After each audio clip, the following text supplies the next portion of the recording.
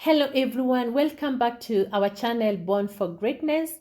This channel is hosted by Uhaibora Africa, where we work with you to ensure every child accesses adequate socio-emotional learning opportunities. My name is Anne Waishinga, an educationist, and I am excited to reconnect with each one of you in our 8th video.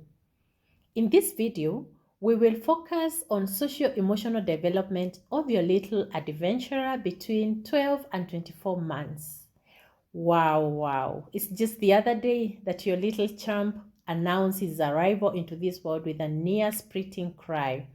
Now he or she is all over the place with a curiosity that matches no other. Congratulations to you and your lovely baby. I hope it's been a great and rewarding journey for both of you. Today, we will explore insightful and exciting tips to support your little one, maximize mastery of 2 socio-emotional competencies. So be sure to stay on to the end, as this is definitely a must listen for you.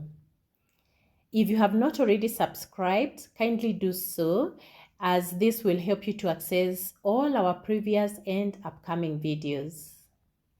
Now, what are these 2 competencies that we are going to explore today? The first one is self-awareness and acceptance, and the second one is emotional awareness and management. Let's dive straight into self-awareness and acceptance. At this age, your toddler becomes more aware than before that he or she is a separate entity from others. They demonstrate this through their mega egos, where they seem to believe that the world revolves around them. It is always about me, myself, and I. And sometimes we as parents and caregivers may wonder why our little toddlers appear selfish and with little regard for others. Now let's give them some grace, because this is normal part of their growth and development.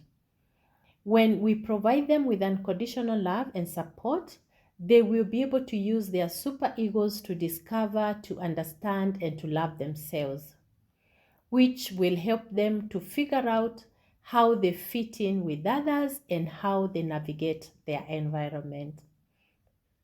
But before we proceed, let's look at 2 reasons why our children at this age have these big egos. The first one is that the part of their brain, that's the prefrontal cortex, that coordinates their self-control, or their ability to control themselves, their ability to empathize with others, and ability to employ executive functioning skills such as planning, organizing themselves, initiating tasks, and focusing on tasks or whatever they are doing, has just started to develop. This means that your baby has limited ability to think about the welfare of other people. Secondly, it is now dawning on our little ones that they have some ability to make decisions and to manage a few tasks on their own. Remember, these guys from conception have been wholly dependent on their caregivers to meet all their needs. Therefore, with their newly discovered autonomy, they are very eager and excited to try out their newfound, independence and, ability to make decisions. So through their big ego, our toddlers will be able to explore effective ways to meet their different needs. But this will only happen in an environment where they are unconditionally loved and supported. With that said, let's look at some emotional learning tips that we can use to support our toddlers to master their self-awareness and their self-acceptance. The first one is love them unconditionally, and be responsive to their needs.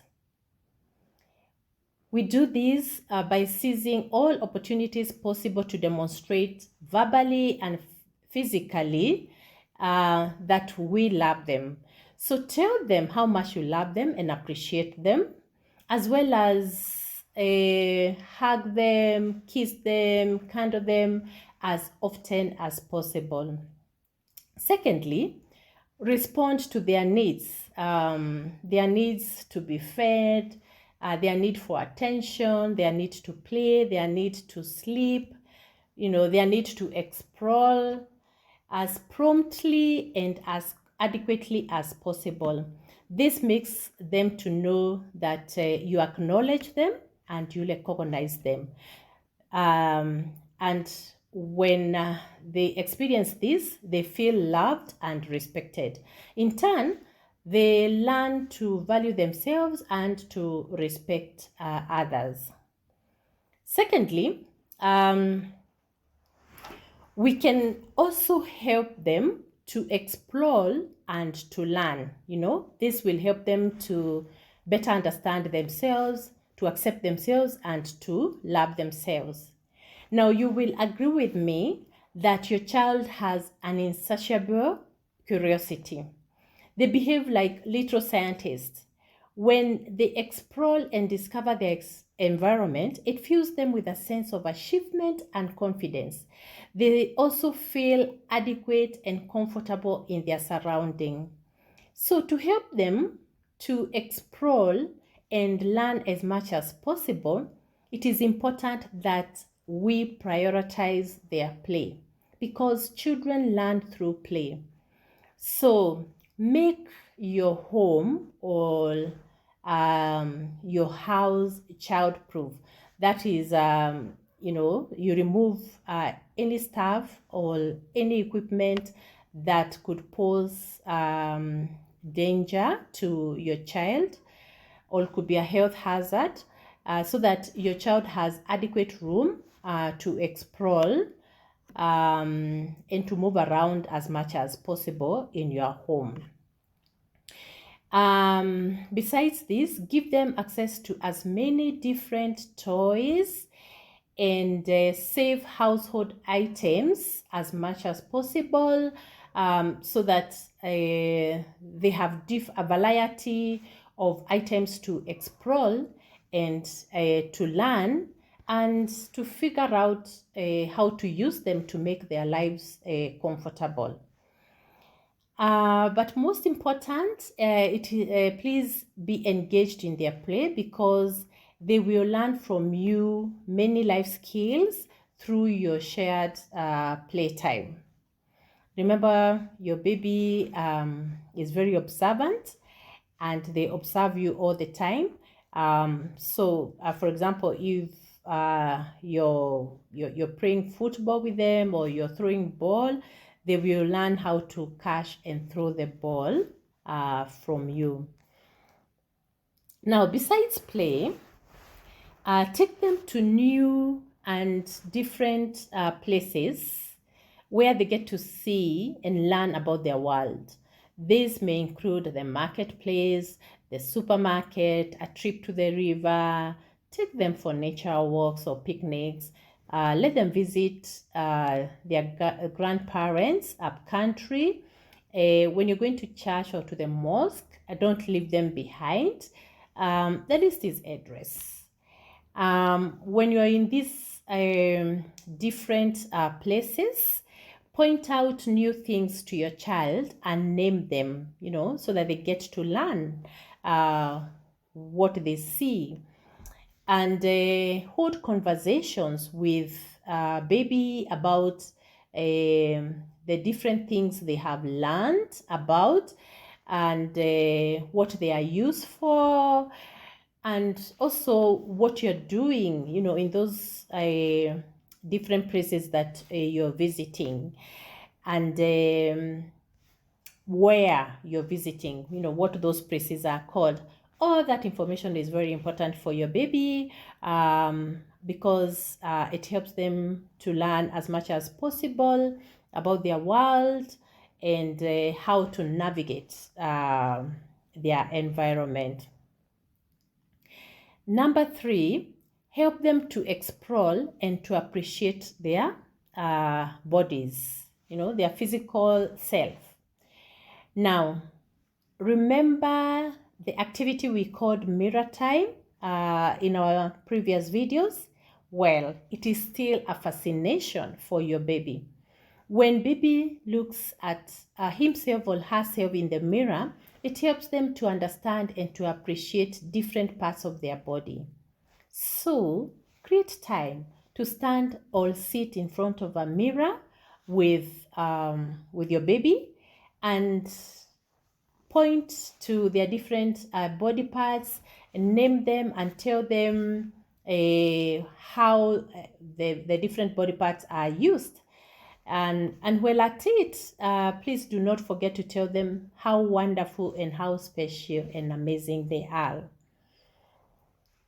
Now we will move on to the second socio-emotional competence, and that is emotional awareness and management. You will agree with me that your toddler at this stage can be able to express different emotions. For example, joy, sadness, anger, frustration, and fear, to name a few. However, they may not be able to handle difficult emotions such as anger, frustration, and fear. Remember, we said that they are not able to empathize with others. So expect tantrums and meltdowns to be the order of the day, especially when your baby doesn't get their way. Now, having known this, how do we support our babies to learn competencies to understand and to manage their emotions? Let's look at a few tips. Number 1, model effective emotional management skills. Your baby at this age observes and emulates what they see you do, as well as others around them. Therefore, it is important to express your emotions appropriately. This helps your baby to grasp the emotions you express and also learn positive ways of dealing with them. For example, if you're feeling frustrated, talk to your baby about your frustration. Name the feeling, tell them what has caused it, and how you are managing that situation. Believe me, your baby will be able to observe how you're expressing this frustration through your body language and what you tell them, and they will be able also to understand how that emotion is appropriately managed from your experience and what you share with them. Number 2, set limits to help your baby begin to understand effective ways of managing, especially their difficult emotions. Your baby understands the word no. So when they venture or go beyond the allowable limits, say a firm no. And if it doesn't work, like if they do not cooperate, remove them from what they are doing. For example, you could have visited the supermarket and the baby is heaping goodies in your shopping basket. Or maybe they are in the kitchen and they are toppling down breakables. So if you're in the supermarket, tell them what you have already picked with them is enough and you don't need the excess. Always explain why you're saying no, and provide safe alternatives, for them to continue with their exploration and the learning process. For example, you can move from, if you're in the supermarket, you can move from that aisle and proceed to another one and help them, to pick other things that you need in the house. And as you pick the things, name what you're picking and what it is used for. Number 3, accept their feelings and emotional response non-judgmentally. For instance, when they throw a tantrum, please do not blow up. Calm yourself down. Acknowledge their feelings. For example, this trip to the supermarket, I know some of them, some babies may be very stubborn, like they'll throw a tantrum and insist that they want a particular item. So tell them that you understand their frustration that they are not able to get this item, but they can get it another time. And if they do not cooperate, demonstrate respect by picking your baby and going outside to a quiet place and help them to calm down, and assure them that they will be okay, and you're going to support them. The 4th one, which is actually our last tip, but very, very important, it is we need to employ non-violent ways to guide and train our children. Never ever punish your toddler or shout at them or be violent towards them.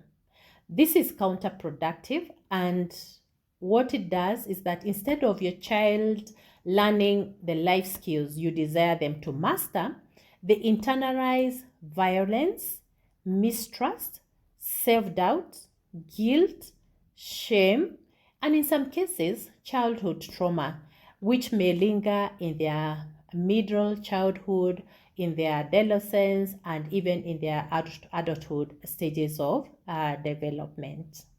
So let's apply what we call positive discipline approaches. And at the back of our mind, we need to always, know that we are training our children, that our children are always in the process of learning, that there is no child who will do something deliberately to upset you, because they want to be recognized and they want to be appreciated.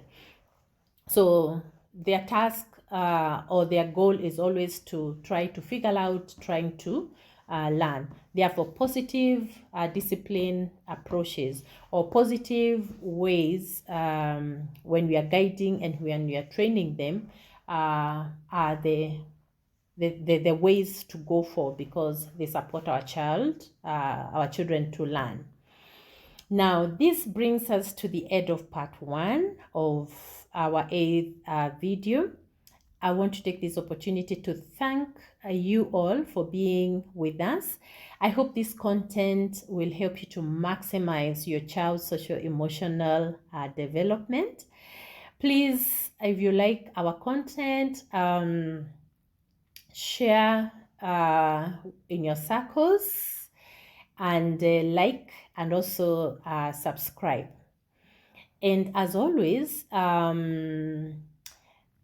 remember to love the children in your life unconditionally and to support them to be all that they can be.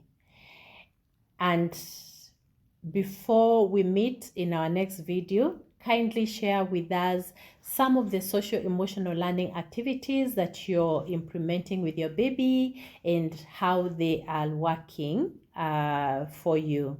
We look forward to connecting with you in part 2 of this video, where we will explore ways of supporting your baby to master socio-emotional competencies of self-management and 2, understanding and relating well with others. God bless you so much, and see you soon.